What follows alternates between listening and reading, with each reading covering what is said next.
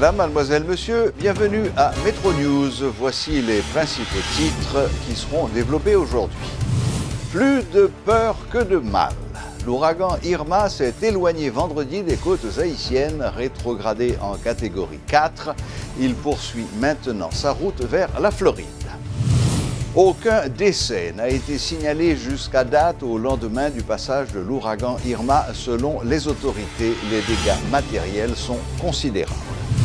Un séisme de magnitude 8.1 a frappé le sud du Mexique dans la nuit de jeudi à vendredi. Au moins 58 personnes ont perdu la vie. Metro News vous est apporté par Haytrack, l'esprit bâtisseur, et Inoto SA, concessionnaire des véhicules Toyota. Haytrack vous invite à gagner des cadeaux avec l'huile moteur mobile Delvac.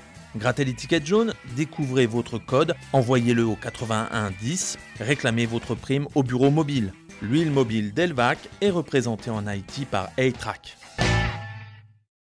Chaque continent, chaque pays, chaque route est différente. Derrière chaque virage, une nouvelle aventure vous attend. Toutes les routes nécessitent une attention particulière. C'est pourquoi, achetez votre Toyota chez un distributeur officiel. Vous obtenez un véhicule fabriqué spécifiquement pour votre pays. Un service après-vente spécialisé. And genuine spare parts that will make your investment and vehicle perform to the maximum.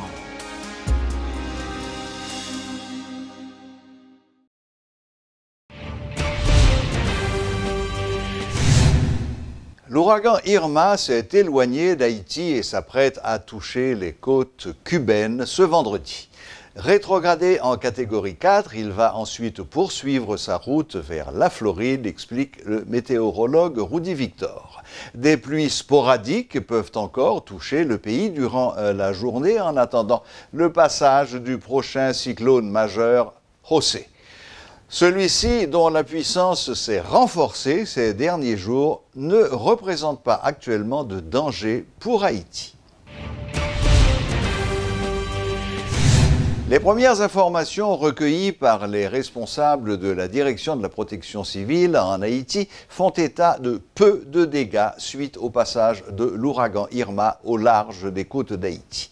Le directeur de la protection civile, Jerry Chandler, a indiqué qu'une seule personne est portée disparue au niveau de la rivière Sercane dans le département du Centre. Il y a eu des blessés, mais à ce stade, aucun décès n'a été signalé, dit-il, annonçant toutefois la poursuite des évaluations par les agents déployés dans les régions. Le Premier ministre Jack-Guy Lafontan a coordonné toutes les activités dans un centre de commandement depuis sa résidence privée. M. Chandler a indiqué que des plantations avaient été détruites par les rivières en crue dans plusieurs communes.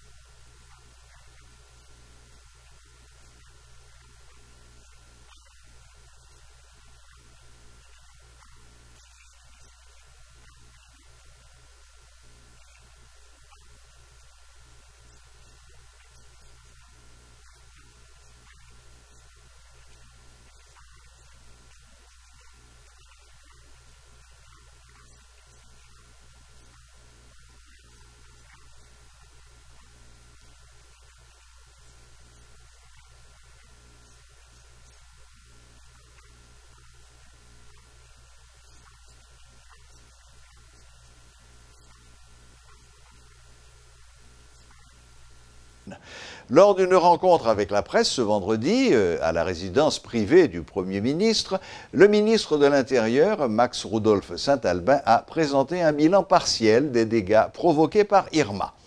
Peu de dégâts ont été enregistrés au Cap-Haïtien selon notre correspondant sur place. Seules les zones les plus basses ont été inondées. La commune de Pilate a été inondée. Aucune victime n'est à déplorer. 800 sinistrés sont encore dans les abris provisoires. Dans le nord-est, le pire a été évité dans la zone de Ouanaminthe selon le maire de la commune qui déplore quand même les inondations causées par la rivière Massacre. Les autorités communales ont procédé à de nombreuses évacuations et des sinistrés demeurent encore dans des abris provisoires. Dans le département du Nord, il y a 11 abris qui recevront plus passé 994 moun pour un total de 59 abris précisément pour plus passer 10 000 moun qui actuellement dans abri provisoire et dans tout département que nous avons parlé, alors il y a l'autre département tout, tant que Grandance, côté en niveau 6 abris provisoires. Dans la commune Chambellan et Beaumont, il y a 529 personnes qui là. Donc, pour un total de 10 000, plus passé 10 085 personnes actuellement qui sont dans abri provisoire, qui bien traités, qui sous contrôle autorité locale. Dans le nord, département du Nord, majorité rivière yo rentré en couille. Je voulais citer Grande Rivière, Rivière Boa, Limonade. Pour me citer ça yo en couille, mais nous pas noté jusqu'à l'heure m'a parlé avec nous des gros dégâts matériels. Dans la commune Cabaret, Rivière Torcel, avec Bethel en couille. Rivière Coujol en Caillet en couille. Yo signalé tout des inondations dans la zone Tankou Deschapelles, Viau, Guiton, Bélanger, Bayeul, Fauveau et Marseillais. Tout Caïman dans Tomazo et village Renaissance dans Tabar. Au niveau plateau central, nous il y a un tronçon route qui coupé. Tronçon route, Inch Thomasik, Inch Cap-Haïtien, l'on passé par Pignon. Évidemment, j'aime dire nous là, c'est des rapports partiels. Ça qui est clair, objectif gouvernement qui était 0 mort, les sensiblement respecté, parce que jusqu'à présent, c'est un porté disparu que nous recensons dans cercle à la source depuis hier après-midi. C'était un motard qui a essayé de traverser la rivière et hélas, il n'y a pas de jamais retrouver le monde. Les autorités haïtiennes ont annoncé la reprise des activités économiques ce vendredi 8 septembre 2017. Le Premier ministre, Jack-Guy Lafontan, a indiqué dans un communiqué que ce jour n'est pas férié. Cette disposition permettra aux responsables gouvernementaux de disposer des ressources humaines nécessaires à la réponse après le passage de l'ouragan Irma. Les autorités souhaitent la mobilisation rapide des conducteurs d'engins lourds afin de réparer les tronçons de route endommagés par les inondations. Les activités économiques permettront aux maires des régions touchées par les intempéries d'obtenir les fonds alloués par le ministère de l'Intérieur. Plus de 300 000 gourdes avaient été mobilisées pour chaque municipalité afin de réaliser les premières interventions après le passage de l'ouragan. Ces montants mobilisés n'avaient pas pu être décaissés en raison de la fermeture des succursales des banques dans les régions touchées par l'ouragan. Les activités scolaires devraient reprendre ce lundi 11 septembre. De nombreux établissements scolaires sont en effet utilisés comme abris par les autorités locales. Les activités commerciales ont repris très timidement ce vendredi dans la zone métropolitaine de Port-au-Prince. À Delmas, Pétionville ou dans le centre-ville de Port-au-Prince, la circulation était fluide, les gens étaient peu nombreux dans les rues et beaucoup d'institutions avaient fermé leurs portes. Même si le département de l'Ouest n'a pas subi de dégâts, la plupart des citoyens ont préféré rester chez eux ce vendredi. Comme vous le savez, un séisme de magnitude 8.1 a frappé le Mexique dans la nuit de jeudi à vendredi, causant des mouvements de panique dans la population. L'épicentre se trouvait à quelques 100 km des côtes, en plein océan Pacifique, et malgré cela, les secousses ont été ressenties jusqu'à la capitale Mexico, qui se trouve à 800 km de là. Un dernier bilan provisoire fait état de 58 morts. Une ancienne collaboratrice de Radio Métropole, Sophia Désir, a vécu ces événements à Mexico City où elle réside actuellement. Elle est avec nous en direct. Bonsoir, Sophia Désir. Sophia, comment le séisme a-t-il été vécu à Mexico City? Bonsoir Serge, bonsoir à tous. Eh bien, je vous dirais qu'on l'a vécu avec énormément de peur. Dans la ville de Mexico. Il y a d'abord eu les alertes sismiques. Vous savez, ce sont ces sirènes qui retentissent un peu partout dans la ville, environ 30 secondes avant le déclenchement du séisme. C'est un délai qui est censé permettre aux gens de se mettre à l'abri ou de sortir des édifices. Mais vous imaginez bien que c'est quelque chose qui ne se fait pas en toute tranquillité. Il était, il faut le dire, 11h49. Il y a beaucoup de gens qui dormaient, donc ceux qui ne dormaient pas criaient pour que les autres se réveillent et tout le monde courait, on vidait les édifices. C'était hyper impressionnant de voir des immeubles bouger. On avait l'impression qu'ils allaient tomber, mais bon, heureusement, ce n'était pas le cas. Donc, je dirais en résumé que ça s'est vécu dans la peur.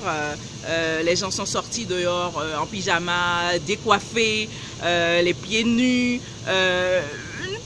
Une grosse panique, hein, je dirais. Une grosse panique, beaucoup de peur. Y a-t-il eu beaucoup de dégâts matériels, tant dans la province du Chiapas que dans la capitale mexicaine? Eh bien, compte tenu de l'intensité du séisme 8.2, personnellement, je m'attendais à un bilan réellement catastrophique, mais je peux vous assurer que ce n'est pas le cas. Y a pas on ne voit rien pratiquement, il n'y a pas de traces réelles du séisme dans les zones où j'ai circulé aujourd'hui. Certes, on déplore des victimes, il y a des morts, oui, il y a des blessés légers, quelques maisons détruites ici et là, des pans de murs par terre. Mais dans l'ensemble, comme je le dis, on continue de déplorer les morts, même s'il n'y avait qu'un seul mort, ce serait à déplorer. Mais cela dit, compte tenu de l'intensité du séisme, vraiment, on aurait pu s'attendre à quelque chose de beaucoup plus dramatique.